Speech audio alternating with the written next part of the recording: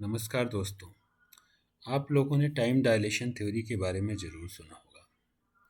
Time dilation theory Einstein की दी हुई है, जिसके अनुसार अगर कोई भी व्यक्ति स्पेस में तेज गति से पृथ्वी से दूर जाए तो उसका जो समय का की मूवमेंट होती है वो कम हो जाती है। इस एक्सपेरिमेंट को दो एटॉमिक वॉच रख के भी देखा गया है, जिसमें एक मूविंग वॉच रहती है, एक स्टेबल वॉच रहती है। तो जो वॉच मूव कर रही होती है उसमें जो समय की गति होती है वो धीमी हो जाती है। तो इस थ्योरी के अनुसार अगर चलें तो अगर कोई व्यक्ति स्पेस में किसी स्पेस क्राफ्ट में काफ़ी तेज़ी से पृथ्वी से दूर जाए तो वहाँ के गुजरे हुए कुछ घंटे पृथ्वी के सैकड़ों हजारों या लाखों साल भी हो सकते हैं। ये डिपेंड करता है कि स्पेस क्राफ्ट की स्पीड कितनी थी और उस पर्सन का डिस्टेंस कितना था। उसके अकॉर्डिंग हो सकता है कि व्यक्ति कुछ मिनट के लिए स्पेस में स्पेंड करे और वो पृथ्वी के हजारों साल भी हो सकते हैं, लाखों साल भी हो सकते हैं। ऐसी ही एक कहानी हमारे यहाँ महाभारत में भी दी हुई है। हम में से सभी ये जानते हैं कि कृष्ण के एक भाई थे जिनका नाम बलराम था। बलराम जो है वो कृष्ण के भाई थे जो हल पकड़े हुए दिखाए जाते हैं। हालांकि उन्होंने महाभारत के युद्ध में कोई पार्टिसिपेट नहीं किया था, इसलिए महाभारत की कथा में उनका युद्ध के दौरान कोई उल्लेख नहीं है। सबसे रोचक कथा जो टाइम डायलेशन की है महाभारत में, वो बलराम की पत्नी रेवती को लेके है। रेवती जो है वो बलराम से 1 लाख साल बड़ी रहती हैं। अब ये सोचने की बात है कि वो 1 लाख साल बड़ी कैसे हो जाती हैं। इसमें ये कहानी आती है कि जो रेवती थी उनके पिता एक राजा थे जिनका नाम काकुमुदी था। राजा काकुमुदी की जब बेटी रेवती हुई तो वो शुरू से ही काफ़ी कम उम्र से ही बाकी बच्चों से काफ़ी बड़ी थी, और जब वो बड़ी होने लगी तो अपने साथ के सभी बच्चों से वो काफ़ी लंबी और काफ़ी मजबूत हुई। तो उसका जो साइज़ था उसके लायक का कोई उसका मैच नहीं मिला।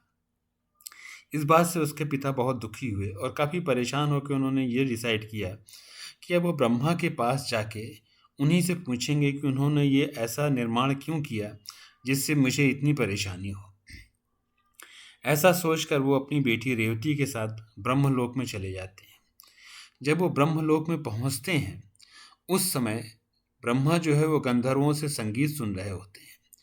उनको आया देखकर ब्रह्मा उनको थोड़ी देर के लिए रुकने को कहते हैं, जब तक संगीत समाप्त ना हो जाए। कुछ ही समय में संगीत समाप्त हो जाता है। तब ब्रह्मा उनसे ये पूछते हैं कि आप यहाँ पर क्यों आए हैं। तो राजा काकुमदी ने ब्रह्मा से कहा कि प्रभु, ये मेरी पुत्री रेवती है। आपने जो इसका निर्माण किया है इसके लायक कोई योग्य वर मुझे पृथ्वी पर मिल ही नहीं रहा है। अब आप ही बताइए कि मैं क्या करूं। उनकी बात सुनकर ब्रह्मा ने कहा कि राजन, आपने यहाँ पे जो संगीत सुना हालांकि वो कुछ मिनट्स का ही था, कुछ क्षणों का ही था, लेकिन उतने में पृथ्वी में 1 लाख वर्ष बीत चुके हैं और पृथ्वी पर इसके योग्य वर पैदा हो चुका है जो यदुवंश में बलराम नाम से जाना जाता है। और फिर ब्रह्मा ने उनको वापस पृथ्वी पर आने के लिए कहा। जब वो पृथ्वी पर वापस पहुंचे तो उन्होंने देखा कि यहाँ पे सब कुछ बदल चुका है। ना उनका राज्य रहा, ना उनका राजपाट रहा, ना उनके लोग रहे और ना ही पहले जैसे लोग रहे। सब कुछ बदला जा चुका था।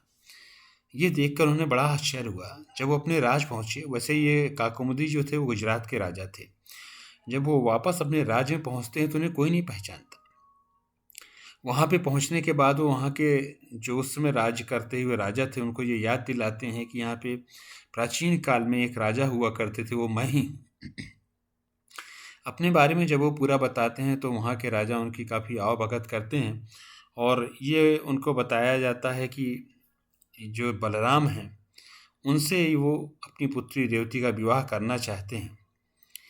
तो जो गुजरात के उस समय के राजा रहते हैं वो बलराम के पास विवाह का न्योता भेजते हैं और बलराम जो रहते हैं वो काफ़ी लंबे चौड़े रहते हैं और काफ़ी मजबूत और विशाल रहते हैं। वो रेवती के लिए एक परफेक्ट मैच रहते हैं और रेवती और बलराम का विवाह संपन्न हो जाता है।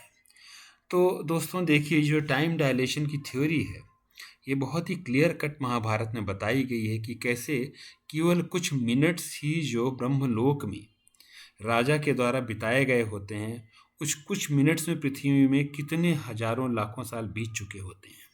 ये थ्योरी हालांकि साइंस ने 20th सेंचुरी में प्रोड्यूस की, लेकिन ये थ्योरी इंडिया की पुरानी बुक्स में ऑलरेडी बहुत पहले से मौजूद है।